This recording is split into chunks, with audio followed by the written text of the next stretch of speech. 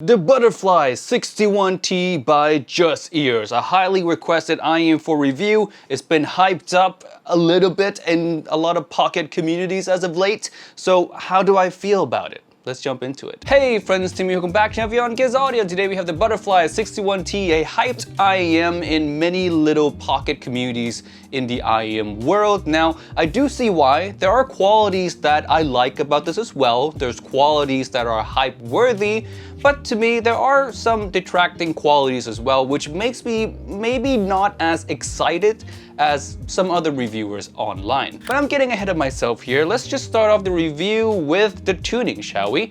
Now, this is a rather sub-bassy kind of tuning. It has good amounts of rumble, good amount of bit bass as well.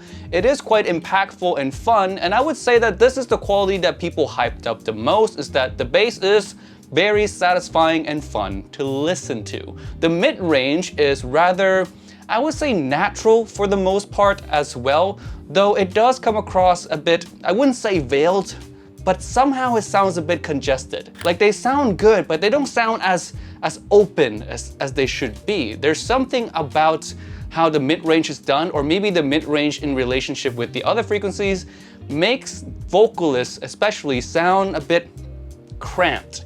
And I guess that's one of the big nitpicks I have for it, is that vocals just don't sound as satisfying. Bass, fantastic. Mid-range, it could be better. Which is a bit of a shame, since the tonality itself, the mid-range tonality, is quite nice. I wouldn't call it amazing mid-range, but it's a mid-range that I don't think anyone would complain about. Just for whatever reason, to my ears, there's that cramp feeling that just never goes away. Moving on, we have the treble, which is my second nitpick, although a bit smaller of a nitpick than on the mid-range, is that the treble is just not very smooth. Like, it sounds fine, all things considered. It highlights some details as well, but it's just not as smooth as I want it to be. And that kind of makes the timbre of vocals and instruments also not as natural as it can be as well. Again, this is a smaller nitpick because it's not really as noticeable as the flaws in the mid-range for me. Though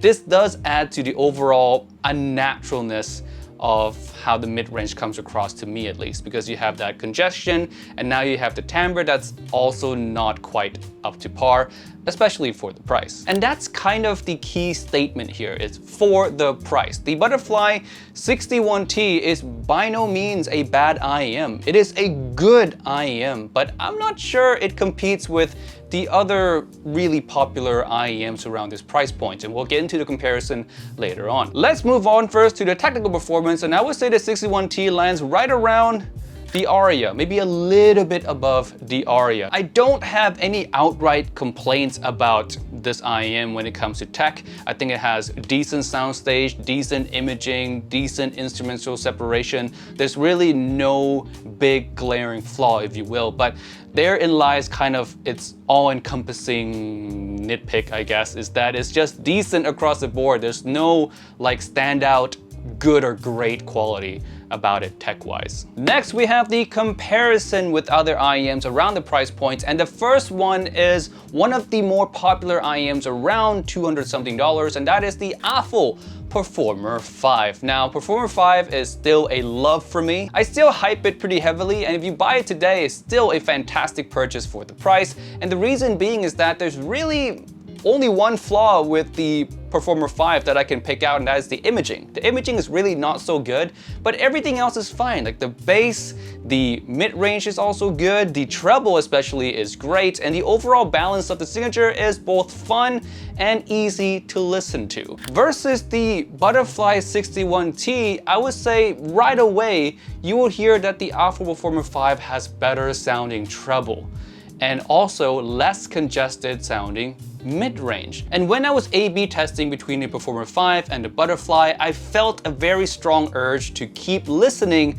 to the Performer 5. It's just overall the superior IEM. And next is the comparison with a requested IEM, the TRI i3 Mark III, the newer release, and this one also similar upgrades over the Butterfly, and that is in the treble and especially in the timbre and also mid-range. The i3 Mark III for me just sounds like a superior IEM, from the lower mids all the way to the high treble. The only area where I can see people liking the butterfly more would be in the bass. The bass on the i3 Mark III is kind of secondary, like it's there, it's good, but it's not the star of the show in any case. But on the butterfly, the bass is, again, that really punchy, satisfying, and rumbly presentation. The bass, I would say, is the definite standout of the butterfly. I just wish that the rest of the qualities were better. All right, final rating time. I'm gonna give the butterfly a grade of a yellow thumb for the price